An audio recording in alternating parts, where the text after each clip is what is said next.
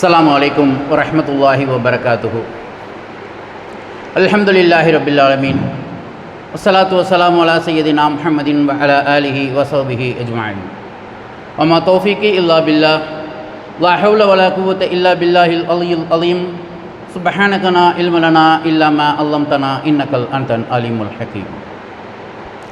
புனிதமிக்க இந்த ஜும்மாவிற்கு நம்மை எல்லாம் பங்கெடுக்க செய்து அல்லாஹ்வும் அல்லாஹ்வுடைய தூதரும் காட்டித்தந்த அடிப்படையிலே இந்த ஜும்மா தொழுகையை அமைத்துக் கொள்வதற்காக நமக்கெல்லாம் வாய்ப்பளித்த எல்லாம் வல்ல ஏக இறைவனை போற்றி புகழ்ந்தவனாக எனது உரையை துவங்குகின்றேன்.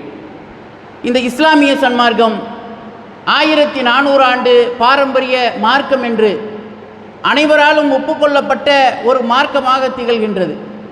அப்படிப்பட்ட இந்த இஸ்லாமிய சன்மார்க்கத்திலே அல்லாஹ்வும் அல்லாஹ்வுடைய தூதரும் காட்டித்தந்த அடிப்படையை மட்டும் பின்பற்ற வேண்டிய இந்த இஸ்லாமிய சன்மார்க்கத்திலே படைத்த ரப்புல் ஆலமீன் என்ன சொன்னாலும் சரி, அல்லாஹ்வால் அங்கீகரிக்கப்பட்ட நம் உயிரினும் மேலான கண்மணி நாயகம் ஸல்லல்லாஹு அலைஹி வஸல்லம் அவர்கள் என்ன சொன்னாலும் சரி, நாங்கள் எங்களுக்கென்று ஒரு கொள்கையை வகுத்து வைத்து கொண்டு அந்த கொள்கைக்குள்ளே அல்லாஹ்வுடைய வேதமாகிய மாமரை குர்ஆனையும் அல்லாஹ்வால் அங்கீகரிக்கப்பட்ட நம் உயிரினும் மேலான கண்மணி நாயகம் ஸல்லல்லாஹு அலைஹி வஸல்லம் அவர்களின் பொன்மொழிகளையும் வளைக்கக்கூடியவர்களாக இன்றைக்கும் இந்த சமுதாயத்திலே உலாவரக்கூடிய காட்சிகளை நாம் காண்கின்றோம்.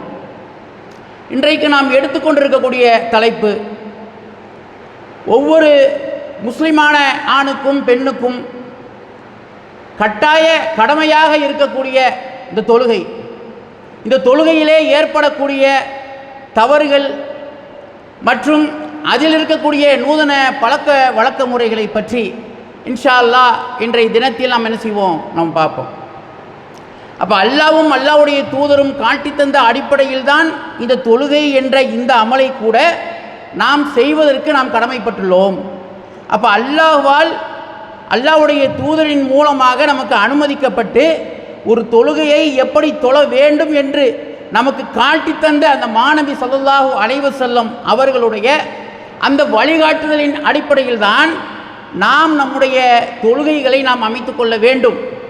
அந்த மாதிரி தான் இன்றைக்கு இந்த தொழுகை வணக்க முறைகளையாவது அல்லாஹ்விற்கு அஞ்சியவர்களாக சரியான முறையிலே அல்லாஹ்வும் அல்லாஹ்வுடைய தூதரும் காட்டித்தந்த அந்த அடிப்படையிலே இந்த தொழுகையில் எந்த ஒரு நூதன பழக்க வழக்கங்கள் இல்லாமலும் அல்லாஹ்வுடைய மார்க்கத்தில் அல்லாஹ் தஆலா எப்படி நமக்கு காட்டி தந்திருக்கின்றானோ, அல்லாஹ்வுடைய தூதரின் வழிகாட்டுதலின் பெயரில் எப்படி நமக்கு அல்லாஹ்வுடைய தூதர் நமக்கு காட்டி தந்தார்களோ, அவர்கள் எவ்வாறு தொழுது காட்டினார்களோ, அதை எவ்வாறு சஹாபா பெருமக்கள் வந்து அறிவிப்பு செய்தார்களோ, அதை கூட இன்றைக்கு இந்த சமுதாயத்தில் நம்ம பார்க்குறோம்.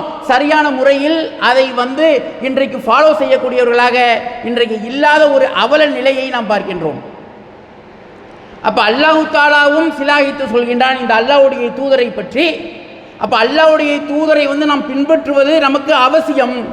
ஒரு முஸ்லிமான ஒரு ஆணும் பெண்ணும் இந்த அல்லாஹ்வுடைய தூதரை சரியான முறையில் நாம் பின்பற்ற வேண்டும். ஒரு மனிதன் இயன்ற அளவிற்காவது குறைந்தபட்சமாக பின்பற்ற வேண்டும் என்கின்ற ஒரு சட்டம் விதியாக்கப்பட்டு இருந்தும் கூட இன்றைக்கு இந்த சமுதாயத்தில் நம்ம பார்க்குறோம், சர்வ சாதாரணமாக இன்றைக்கு செயல்படக்கூடிய காட்சியை நம்ம பார்க்குறோம். அப்போ அல்லாஹ்வையும் மறுமை நாளையும் நம்பிக்கை கொண்டு அல்லாஹ்வை நன்கு நினைவு கூறும் உங்களுக்கு அல்லாஹ்வுடைய தூதரிடம் உங்களுக்கு அழகிய முன்மாதிரி இருக்கின்றது என்று அல்லாஹ் தஆலா திருமுறை குர்ஆனில் சொல்லி காட்டக்கூடிய காட்சியை பார்க்குறோம். அப்போ முன்மாதிரி என்று சொல்லாமல் அழகிய முன்மாதிரிங்கிறான். அப்போ அழகிய முன்மாதிரி என்று சொன்னால் என்ன அர்த்தம்? மற்ற மனிதர்களை விட இந்த அல்லாஹ்வுடைய தூதர் ஸல்லல்லாஹு அலைஹி வஸல்லம் அவர்களிடத்திலே அழகிய முன்மாதிரி இருக்குது. மற்ற எல்லோரும் சொல்வதை விட இந்த அல்லாஹ்வுடைய தூதரை நாம் முன்னிறுத்தினோம் என்று சொன்னால் இவர்களிடம் அழகிய முன்மாதிரி இருக்கின்றது. எந்த விஷயங்களை இன்றைக்கு உலகத்தில் இருக்கக்கூடிய எந்த பிரச்சனைகளை எடுத்துக்கொண்டாலும் இதற்கு இந்த அல்லாஹ்வுடைய தூதரிடத்திலே நாம் வந்தால் இவங்கள்ட்ட வந்து நமக்கு என்ன இருக்கு, அழகிய முன்மாதிரி இருக்கின்றது என்று அல்லாஹ் தஆலா திருமுறை குர்ஆனிலே அவர்களை பற்றி புகழ்ந்து சிலாகித்து சொல்லக்கூடிய காட்சிகளை நாம் காண்கின்றோம். அப்ப அந்த அழகிய முன்மாதிரி இருக்கக்கூடிய இந்த அல்லாஹ்வுடைய தூதர் ஸல்லல்லாஹு அலைஹி வஸல்லம் அவர்களை நாம் அழகிய முறையில் நாம் பின்பற்ற வேண்டும். அந்த அழகிய முன்மாதிரியை அழகான முறையில் நாம் என்ன செய்யணும், நாம் பின்பற்றுவதற்கு கடமைப்பட்டுள்ளோம் என்பதை நம்ம என்ன செய்யணும், முதலாவதாக நாம் விளங்கிக் கொள்ள வேண்டும். தூதர் உங்களுக்கு கொடுத்ததை நீங்கள் எடுத்துக்கொள்ளுங்கள். எதை விடவும் எதிலிருந்து உங்களை வந்து தடுத்தார்களோ அதிலிருந்து நீங்கள் என்ன செய்யுங்க, விலகி கொள்ளுங்கள் என்று அல்லாஹ் தஆலா திருமுறை குர்ஆனில் 59வது அத்தியாயம் 7வது வசனத்தில் சொல்லி காட்டக்கூடியதை பார்க்குறோம். அப்போ இந்த அல்லாஹ்வுடைய தூதர் நமக்கு எதை தந்தார்களோ, எதை நமக்கு காட்டினார்களோ, எதை செய்யுமாறு நமக்கு ஏவினார்களோ அதைத்தான் நாம் செய்ய வேண்டும். அப்போ அவங்க எதிலிருந்து நம்மை தடுத்தார்களோ அதிலிருந்து விலக வேண்டும் என்று அல்லாஹ் தஆலா திருமுறை குர்ஆனில் வந்து என்ன செய்கிறான், சொல்லி காட்டக்கூடிய காட்சியை பார்க்குறோம். அல்லாஹ்வுடைய தூதர் தனியாக சொன்னாங்கிறத கடந்த ஜும்மாக்களில் நம்ம பார்த்தோம். அல்லாவே திருமுறை குர்ஆனில் சொல்லி காட்டக்கூடிய காட்சிகள் என்ன செய்கிறோம், நம்ம பார்க்குறோம். அப்போ அல்லாஹ்வுடைய தூதர் நமக்கு காட்டி தந்தார்களோ அதை நாம் எடுத்துக்கொள்பவர்களாக, அல்லாஹ்வுடைய தூதர் எதிலிருந்து நம்மை தடுத்தார்களோ அதிலிருந்து விலகி கொண்டவர்களாக நாம் இருக்கக்கூடிய நல்ல மக்களாக அல்லாஹ் தஆலா நம் அனைவரையும் ஆக்கி அருள் புரிவானாக என்று பிரார்த்தித்து, இறை நம்பிக்கை கொண்டோரே, அல்லாஹ்வுக்கு கட்டுப்படுங்கள், மேலும் இந்த தூதருக்கும் நீங்கள் கட்டுப்படுங்கள், உங்களுடைய செயல்களை நீங்கள் வீணாக்கி விடாதீர்கள் என்று இந்த வசனத்தை வந்து முடிக்கக்கூடிய காட்சியை நம்ம பார்க்குறோம். அப்போ அல்லாஹ்விற்கு கட்டுப்பட வேண்டும், இந்த தூதருக்கு கட்டுப்பட வேண்டும். நாம் செய்யக்கூடிய இந்த செயல்கள், இந்த அமல்கள் வீணாகி விடாமல் நாம் பாதுகாத்துக் கொள்ள வேண்டும். அப்போ வீணாகி விடாத வகையில் நாம் நம்முடைய அமல்களை செய்ய வேண்டும் என்று அல்லாஹ் தஆலா இதில் கட்டளையிடுகின்றான் என்று சொன்னால், அல்லாஹ்வுடைய தூதர் ஸல்லல்லாஹு அலைஹி வஸல்லம் எதை சொன்னாங்களோ அதை செய்யணும். அல்லாஹ்வுடைய தூதர் ஸல்லல்லாஹு அலைஹி வஸல்லம் எதை செஞ்சு காட்டாங்களோ அவங்க அதுக்கு எப்படி செஞ்சு காட்டினாங்களோ அது மாதிரி செய்யணும். நமக்கு எதில் நமக்கு அனுமதி அளித்தார்களோ அதிலிருந்து நம்ம செய்யக்கூடியவர்களாக நல்ல மக்களாக நாம் ஆக வேண்டும். அப்போ அப்படிப்பட்ட நல்ல மக்களாக நாம் இருந்தோம் என்று சொன்னால் நாம் மறுமையில் வெற்றி பெறுவதை வந்து ஒரு பெரிய தடையே கிடையாது. எளிதில் நாம் சுவனத்தின் பாதையில் நாம் சென்று விடலாம் என்பதையும் நம்ம என்ன செய்யணும், நாம் விளங்கிக் கொள்ள வேண்டும். மேலும் அல்லாஹ்வுடைய தூதர் ஸல்லல்லாஹு அலைஹி வஸல்லம் இந்த தொழுகையை பற்றி அவங்க என்ன சொல்கிறாங்க, இந்த தொழக்கூடிய தொழுகையை பற்றி நீங்கள் என்னை எவ்வாறு தொழ கண்டீர்களோ அவ்வாறே நீங்களும் தொழுங்கள். அப்போ அல்லாஹ்வுடைய தூதர் ஸல்லல்லாஹு அலைஹி வஸல்லம் அவங்களை வந்து எவ்வாறு தொழ கண்டீர்களோ அதே மாதிரி நீங்கள் தொழுங்கள்ங்கிறாங்க. நீங்கள் உங்களுடைய இஷ்டத்திற்கு நீங்கள் அமல் செஞ்சுக்கிறீங்க, உங்களுக்கு நன்மை கிடைக்கும் என்று சொல்லவில்லை. ஏனைய காரியங்களுக்கு எப்படி நன்மை கிடைக்காதோ அதே போன்று இந்த தொழுகை என்கின்ற இந்த அமலுக்கும் அல்லாஹ்வுடைய தூதருடைய அனுமதி இல்லாமல் நாம் புதுமையாக ஒரு விஷயத்தை செய்வோம் என்று சொன்னால் அது வந்து நிராகரிக்கக்கூடிய ஒரு விஷயமாகத்தான் இருக்கும். அப்படிங்கிறத வந்து நாம் என்ன செஞ்சுக்கிறேன்னு நாம் புரிந்து கொள்ள வேண்டும். அப்போ என்னை எப்படி நீங்கள் தொழ பார்த்தீங்களோ அதே மாதிரியே நீங்கள் என்ன செய்யுங்க, தொழுங்க அப்படிங்கிறாங்க. அப்போ இன்றைக்கு நம்ம பார்க்குறோம், அல்லாஹ்வுடைய தூதர் ஸல்லல்லாஹு அலைஹி வஸல்லம் எதை நமக்கு அனுமதித்து தந்தார்களோ அதுதான் மார்க்கம். அல்லாஹ்வுடைய தூதர் ஸல்லல்லாஹு அலைஹி வஸல்லம் அவர்கள் நம்மை எவ்வாறு தொழ சொன்னாங்களோ அதுதான் மார்க்கம்.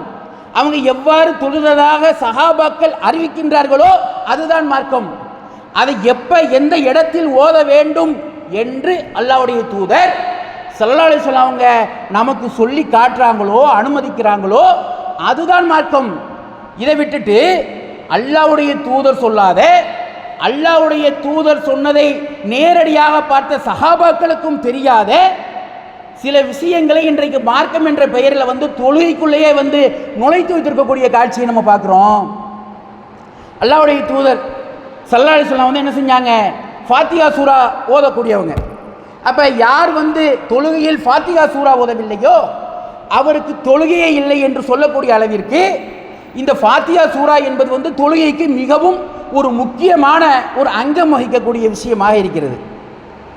அப்போ அந்த மாதிரி இருக்கும்போது அப்போ இமாம் வந்து என்ன செய்கிறாங்க, வலல்லாலின்னு சொல்கிறாங்க. அதற்கு நம்ம எல்லோரும் என்ன செய்கிறோம், ஆமீன் சொல்கிறோம். சரி, ரைட்டு. இந்த ஆமீன் சொன்னதற்கு பிறகு இமாமத் செய்யக்கூடியவர் வந்து ஒரு துணை சூறா ஓதுவார். அப்போ அப்படி ஓதக்கூடிய இந்த தருணத்தில் பின்னால் இருக்கக்கூடிய நம்ம என்ன செய்கிறோம், நாம் அல்ஹம்து சூறா ஓதக்கூடியவர்களாக மாறிவிடுகின்றோம். அப்போ இமாமத் பண்ணக்கூடியவர் வந்து ஓதும்போது அதை நாம் காது தாழ்த்தி கேட்க வேண்டும். அந்த குர்ஆனுடைய அந்த வசனங்களை காது தாழ்த்தி நாம் கேட்க வேண்டும். ஆனால் என்ன நடக்குதுன்னு பார்த்தா அல்லாஹ்வுடைய தூதர் சொல்லலை, நீங்கள் வந்து இமாமத் செய்யக்கூடியவர் அல்லது அல்லாஹ்வுடைய தூதரை இமாமத் செய்யும்போது நான் வந்து ஃபாத்திஹா சூரா ஓதி முடிச்சிட்டேன், இமாம் வந்து ஹைரில் மக்லூபி அலைஹிம் வலல்லாலின்னு சொல்லிட்டாங்க, எல்லோரும் ஆமீன் சொல்லுங்கள், சொல்லியாச்சா? அதுக்கு பிறகு நீங்கள் எல்லாரும் என்ன செய்யுங்க, பின்னால் இருக்கக்கூடியவர்கள் அனைவரும் ஃபாத்திஹா சூரா ஓத வேண்டும் என்று அல்லாஹ்வுடைய தூதர் எங்கேயாவது ஒரு ஹதீஸில் சொல்லியிருக்கிறாங்களா? ஃபாத்திஹா சூரா ஓதாதவருக்கு தொழுகை இல்லை என்பது இமாமத்தை நாம் பின்பற்றுகின்றோம். என்கின்ற அடிப்படையிலேயே நாமும் ஃபாத்திஹா சூரா ஓதியதாகத்தான் அதற்கு அர்த்தம். இதை விட்டுவிட்டு இவங்க என்ன செய்யறாங்க? அதிக பிரசங்கித்தனமாக அல்லாஹ்வுடைய மார்க்கத்திற்கு, அல்லாஹ்வுடைய மார்க்கத்தில் அல்லாஹ்வுடைய தூதருக்கு இவர்கள் சட்டம் சொல்லி கொடுக்குறாங்க. நவுது பில்லா. அப்ப இது எவ்வளவு பெரிய விஷயம்! அப்ப அல்லாஹ்வுடைய மார்க்கத்தில் எதை நமக்கு அனுமதிச்சு தந்தாங்களோ அதுதான் மார்க்கம். நாம நம்முடைய முன்னோர்கள் ஒரு விஷயத்தை அமல்படுத்தினாங்கிறதுக்காக அது சொல்லப்பட்டிருக்குதா இல்லையா, அது இருக்குதா இல்லையா என்கின்ற எந்த விஷயமுமே பார்க்காமல் என்ன செய்யறாங்க?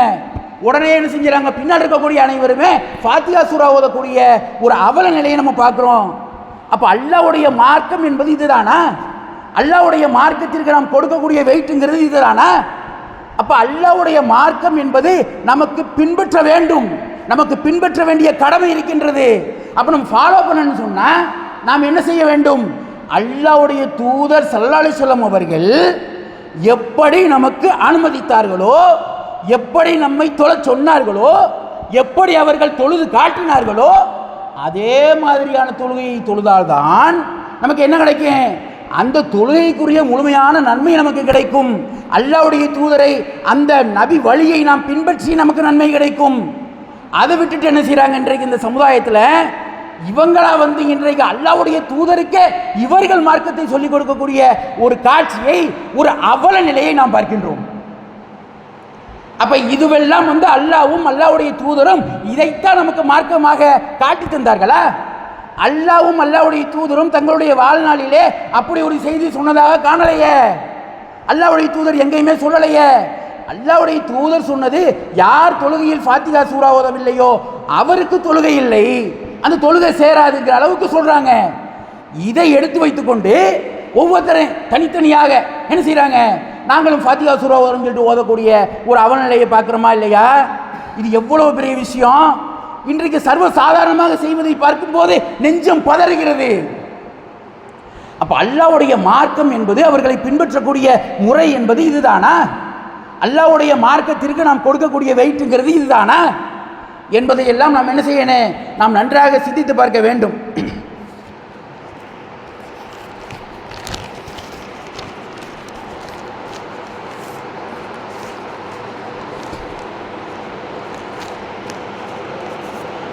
அதே மாதிரி நம்ம தொழுகை தொழுகிறோம். நம்ம சாதாரணமாக நம்ம தொழுகிறோம். தொழுகும் போது 2 ரக்காய் தொழுதோமா, 3 ரக்காய் தொழுதோமா, 4 ரக்காய் தொழுதோமா, சில நேரங்கள் 5 ரக்காய் தொழுதோமா, அல்லாஹ்வுடைய தூதரே தொழுதுருக்கிறாங்க. அப்போ இப்படியெல்லாம் மறதியை ஷைத்தான் கொண்டு வருவான். அப்போ ஷைத்தான் என்ன செய்வான்? காமத் சொல்லப்பட்டால் விரண்டு ஓடுறான். காமத் சொல்லப்பட்டுருச்சுன்னு சொன்னால் ஷைத்தான் என்ன செய்யறான்? பின்னங்கால் பிடரில் அடிக்க ஓடக்கூடியதை பார்க்குறோம்.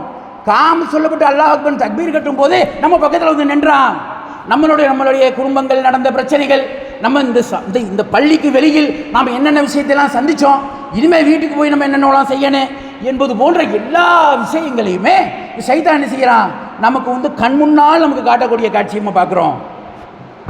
அப்போ இந்த மாதிரி இருக்கும்போது அல்லாஹ்வுடைய தூதரும் இதற்கு விதிவிலக்கு கிடையாது. அல்லாஹ்வுடைய தூதர் அவர்களுக்கு வகி வருகின்றது என்கின்ற விஷயத்தில் அவர்கள் தனித்து விளங்கினாலும் கூட ஏனைய தருணத்தில் அவர்களும் நம்மை போன்ற ஒரு மனிதராகவே திகழ்ந்திருக்கின்றார்கள் என்பதில் எந்தவித மாற்று கருத்தும் கிடையாது. இன்னும் சொல்லுவார்கள், அல்லாஹ்வுடைய தூதரை பற்றி சொல்லும்போது என்ன சொல்லுவாங்க? அவங்களுக்கு மறைவான ஞானம் இருக்கின்றது என்று சொல்வார்கள். அல்லாஹ்வுடைய தூதர் ஸல்லல்லாஹு அலைஹி வஸல்லம் அவங்களுக்கு இல்முல் ஹைப், மறைவான ஞானம் இருக்கின்றது என்கின்ற ஒரு கருத்தையும் பதிவு செய்யக்கூடிய காட்சியை பார்க்குறோம். எங்களுடைய அல்லாஹ்வுடைய தூதர்கள், எங்களுடைய அல்லாஹ்வுடைய தூதர் ஸல்லல்லாஹு அலைஹி வஸல்லம் அவர்கள் எப்படிப்பட்டவர்கள் தெரியுமா? எங்களுடைய அல்லாஹ்வுடைய தூதர் ஸல்லல்லாஹு அலைஹி வஸல்லம் அவங்களுக்கு மறைவான ஞானம் இருக்குது. நாளைக்கு நடக்கிற இன்னைக்கு சொல்லுவாங்க, சில விஷயங்களை அல்லாஹ்வுடைய அனுமதியின் பெயரில் அல்லாஹ் அறிவித்து கொடுத்ததன் அடிப்படையில் செஞ்சாங்க. ஆனால் இங்கே 4 ரக்காயத்தை 2 ரக்காயத்தை தொழுகிறாங்க, 4 ரக்காயத்தை 5 ரக்காயத்தை தொழுகிறாங்க. அப்போ இங்கே எங்கே போணுச்சு இந்த மறைவான ஞானம் என்பதையும் இங்கே நம்ம என்ன செய்ய வேண்டியிருக்கு? நாம் தெளிவுபட நாம் தெரிந்து கொள்ள வேண்டிய கட்டாயத்திலே நாம் இருக்கின்றோம். அப்போ அல்லாஹ்வுடைய தூதர் ஸல்லல்லாஹு அலைஹி வஸல்லம் அவங்க என்ன செய்கிறாங்க? இந்த உம்மத்துக்கு இறுதி நபி. அப்போ இறுதி நபியாக இருக்கக்கூடிய அந்த அல்லாஹ்வுடைய தூதர் ஒரு மார்க்கத்தில் எது சரி, எது தவறு, எதை செய்ய வேண்டும், எதை செய்யக்கூடாது, எது நமக்கு அனுமதி அளிக்கப்பட்டது, எது நமக்கு விளக்கப்பட்டது என்பதையெல்லாம் அறிந்த அந்த அல்லாஹ்வுடைய தூதர் ஸல்லல்லாஹு அலைஹி வஸல்லம் அவர்களுக்கு நமக்கு எத்தனை ரக்காத் தொழுகணுங்கிற அந்த ஞானம் இல்லாமல் போச்சு. நிகழ்காலத்தில் நடந்த அந்த விஷயம் தெரியாத ஒரு அவல நிலையை நம்ம பார்க்கிறோம்.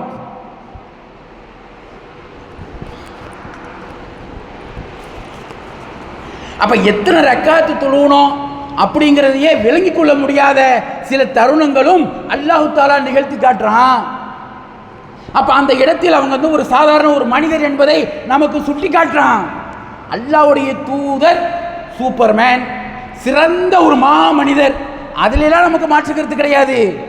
அல்லாஹ்வுடைய தூதரை பற்றி அல்லாஹ் எப்படி நமக்கு சொல்லி கொடுத்திருக்கிறானோ, அல்லாஹ்வுடைய தூதர் எப்படி நம்மை புரிய வச்சிருக்கிறாங்களோ, புரிந்து கொள்ளுமாறு நமக்கு ஏவி இருக்கிறாங்களோ, அதை அப்படியே நம்ம விளைவிக்கிறனே. என்ன செய்யறது? அதிக பிரசங்கித்தனமாக நாங்கள் அல்லாஹ்வுடைய மார்க்கத்தை நாங்கள் சரியான முறையில் விளங்கப் போகின்றோம் என்று சொல்லிட்டு என்ன செய்யறது? அல்லாஹ்வுடைய தூதருக்கு நாங்கள் மதிப்பு மரியாதை அதிகமாக கொடுக்குறோம் சொல்லிட்டு என்ன செய்யறது? சரியான முறையில் விளங்காதவர்களாக என்ன செய்யறாங்க? அல்லாஹ்வுடைய மார்க்கத்தில் இல்லாத ஒரு விஷயத்தை, இல்லாத ஒரு அகீதாவை கொண்டுகிட்டு இந்த மார்க்கத்துக்குள்ள கொண்டு நுழைக்க பார்க்குறாங்க.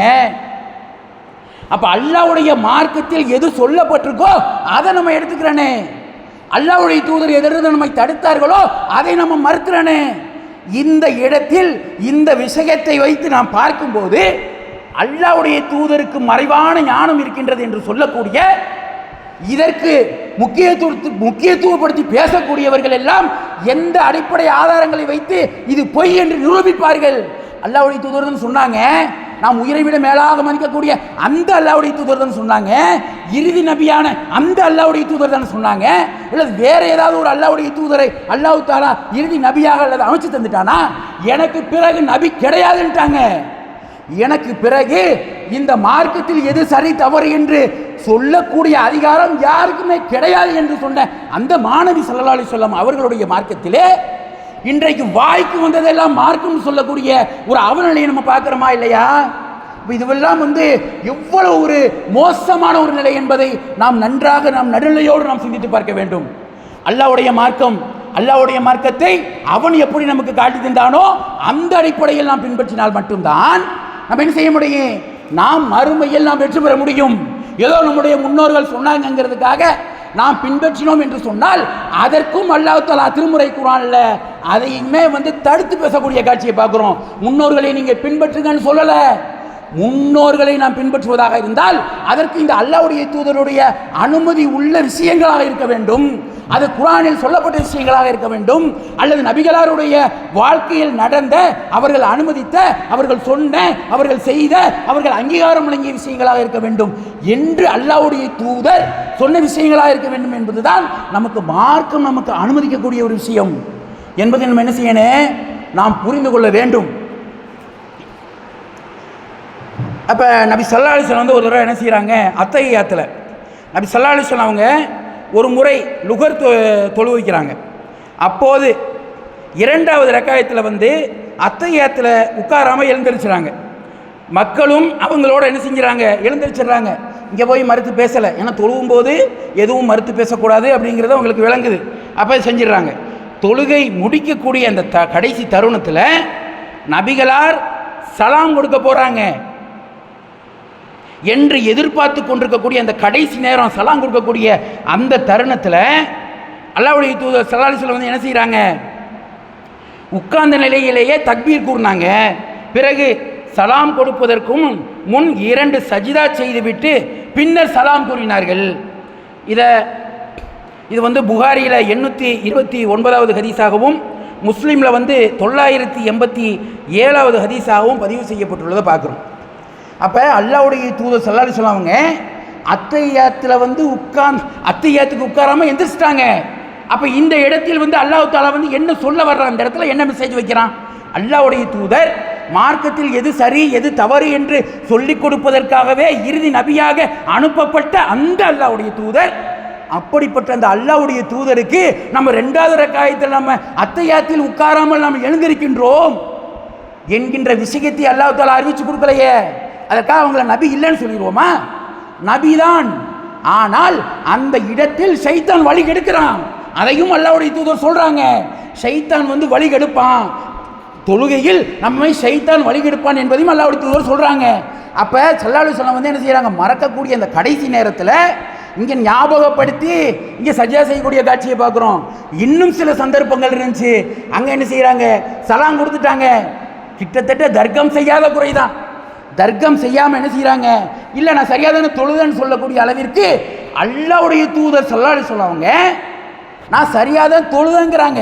அப்போ அந்த அளவிற்கு அவங்க அவ்வளோ கான்ஃபிடென்ட்டாக இருந்திருக்காங்க, நான் சரியாக தான் தொழுதங்கிறதில்ல. அப்போ அந்த அளவிற்கு இருக்கும்போது இதையெல்லாம் நாம் சிந்தித்து பார்க்க வேண்டும். ஒரு விஷயம் ரெண்டு விஷயம் கிடையாது. இப்படி அல்லாஹ்வுடைய தூதர் ஸல்லல்லாஹு அலைஹி வஸல்லம் அவர்கள் ஒரு மனிதர் தான் என்பதை நிரூபித்து காட்டக்கூடிய பல சம்பவங்கள் இந்த சமுதாய அல்லாஹ்வுடைய தூதர் ஸல்லல்லாஹு அலைஹி வஸல்லம் அவர்களுடைய காலத்திலே அவர்களுக்கு நடந்துள்ளது என்பதை நாம் மறுத்துவிடக்கூடாது. இதையெல்லாம் ஒத்து பார்த்து தான் நாம் இந்த அல்லாஹ்வுடைய மார்க்கத்தை சரியான முறையில் நாம் பின்பற்றக்கூடிய நன்மக்களாக ஆக வேண்டும் என்று கூறி இந்த ஜும்மாவின் முதல் உரையை நிறைவு செய்கின்றேன். வாஹிதமான அல்ஹம்துலில்லாஹி ரப்பில் ஆலமீன். அஸ்ஸலாமு அலைக்கும் வரஹ்மத்துல்லாஹி வபரகாத்துஹு.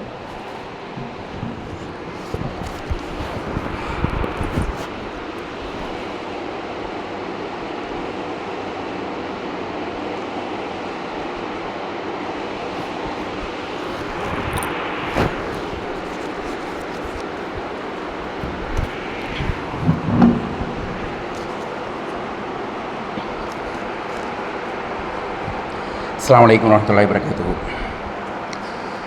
கடந்த முதல் உரையிலே அல்லாஹ்வும் அல்லாஹ்வுடைய தூதரும் காட்டி தந்த அடிப்படையிலே நாம் நம்முடைய வணக்க வழிபாடுகளை அமைத்து அதன்படி அமல் செய்து அல்லாஹ்வுடைய அந்த பரிசுத்தமான மார்க்கத்தை பின்பற்றிய நன்மக்களாக ஆக வேண்டும் என்பதை பற்றி பார்த்தோம். அதன் தொடர்ச்சியாக அல்லாஹ்வுடைய தூதர் ஸல்லல்லாஹு அலைஹி வஸல்லம் அவர்கள் தங்களுடைய தொழுகையிலே சில தவறுகளை செய்ய வைத்து பிற்காலத்தில் வரக்கூடிய அது போன்ற தவறுகளை நாமும் செய்வதற்கு கடமைப்பட்டுள்ளோம் என்பதை உணர்ந்த எல்லாம் அறிந்த அந்த அல்லாஹு தஆலா இந்த அல்லாஹ்வுடைய தூதரையே இதற்கும் முன்மாதிரியாக ஆக்கி என்ன செய்கிறான்? இவர்கள் செய்யக்கூடிய இந்த தவறுகளை போன்று நாமும் செய்வதற்கு அதிகமான வாய்ப்புகள் இருக்கின்றது என்பதையெல்லாம் நமக்கு சட்டமாக ஏற்றி கொடுத்த அந்த அல்லாஹ்விற்கே எல்லா புகழும் என்று புகழ்ந்தவனாக நபி ஸல்லல்லாஹு அலைஹி வஸல்லம் அவர்கள் மாலை நேர தொழுகைகளில் ஒரு தொழுகையை 2 ரக்காத்துகளாக எங்களுக்கு தொழுவித்துவிட்டு சலாம் கொடுத்து விட்டார்கள். பள்ளியில் நாட்டப்பட்டுள்ள மரத்தின் அருகே சென்று கோபமுற்றவர்களைப் போல் சாய்ந்து கொண்டார்கள். தமது வலது கரத்தை இடது கரத்தின் மீது வைத்து கை விரல்களை கோர்த்து கொண்டார்கள்.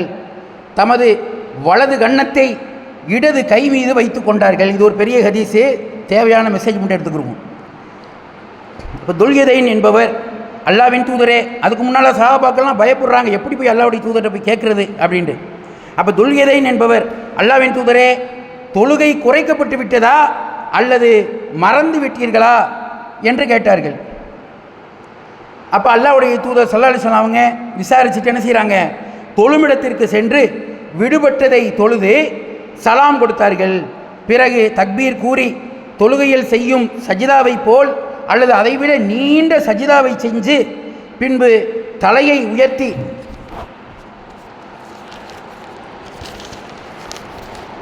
தக்பீர் கூறினார்கள். பிறகு தக்பீர் கூறி தொழுகையில் செய்யும் சஜிதா அல்லது அதைவிட நீண்ட சஜிதா செய்து சலாம் கொடுத்தார்கள். இது அபூ ஹுரைரா ரலியல்லாஹு அவங்க வந்து அறிவிக்கிறாங்க. மேலும் புகாரி 482வது செய்தியாக இடம்பெற்றுள்ளது. மற்றொரு சந்தர்ப்பத்தில் நபி ஸல்லல்லாஹு அலைஹி வஸல்லம் அவங்க லுகரில் வந்து 5 ரக்காத்து தொழுகிறாங்க. உடனே அவர்களிடத்தில் தொழுகை அதிகமாக்கப்பட்டு விட்டதா என்று கேட்கப்பட்டது. அதற்கு நபிகளார் என்ன விஷயம் என்று கேட்டார்கள். நீங்கள் 5 ரக்காத்துகள் தொழுதீர்கள் என்று ஒருவர் கூறினார். நபிகள் நாயகம் ஸல்லல்லாஹு அலைஹி வஸல்லம் அவர்கள் சலாம் கொடுத்ததற்கு பின்பு 2 சஜிதா செய்தார்கள். இதை அப்துல்லா பின் மசூத் ரலியல்லாஹு அவங்க அறிவிக்கிறாங்க. இது புகாரியில் 1226வது ஹதீஸாக பதிவு செய்யப்பட்டுள்ளது. மற்றொரு சந்தர்ப்பத்தில் எத்தனை ரக்காத்து தொழுவோம் அப்படிங்கிறதே வந்து மறக்கக்கூடிய ஒரு சந்தர்ப்பம். உங்களில் ஒருவருக்கு 3 ரக்காத்துகள் தொழுதோமா அல்லது 4 ரக்காத்துகள் தொழுதோமா என்ற சந்தேகம் இருந்தால் சந்தேகத்தை கைவிட்டுவிட்டு உறுதியான நீங்கள் என்ன செய்யுங்க, 4 ரக்காயத்து தொழுதுட்டு அது 3ஆ 4ஆன்னு நமக்கே டவுட் இருக்குது. அப்படி ஒரு தருணம் வரும்போது 3 தான் நம்ம தொழுதுன்னு நம்ம டிக்ளேர் பண்ணிடுறேன்னு. அடுத்ததாக நம்ம ஒரு ரக்காயத்தை என்ன செய்யணும், நம்ம 4ஆவதாக ஒரு ரக்காயத்தை தொழுது விட்டு சலாம் கொடுப்பதற்கு முன்பு 2 சஜிதாக்கள் செய்து கொள்ளட்டும் என்று அல்லாஹ்வுடைய தூதர் சொல்கிறாங்க. அப்போ இதை அபூ சயீத் ரலியல்லாஹு அவங்க அறிவிக்கிறாங்க. இது முஸ்லீமில் 990வது செய்தியாக இடம்பெற்றுள்ளது. அப்போ அல்லாவும் அல்லாஹ்வுடைய தூதரும் காட்டி தந்த அந்த பரிசுத்தமான மார்க்கத்தை பரிசுத்தமான வழியிலே பரிசுத்தமான கொள்கை அடிப்படையிலே அல்லாஹ்வுடைய தூதர் நமக்கு எப்படி காட்டி தந்தாங்களோ அதன் அடிப்படையில் வாழ்ந்து மரணிக்கக்கூடிய நல்ல மக்களாக நம் அனைவரையும் அல்லாஹ் தஆலா ஆக்கி அருள் புரிவானாக என்று கூறி பிரார்த்தித்தவனாக எனது 2வது உரையை நிறைவு செய்கின்றேன். வாஹித் தவான் அல்ஹம்துலில்லாஹி ரப்பில் ஆலமீன். அஸ்ஸலாமு அலைக்கும் வரஹ்மத்துல்லாஹி வபரகாத்துஹு.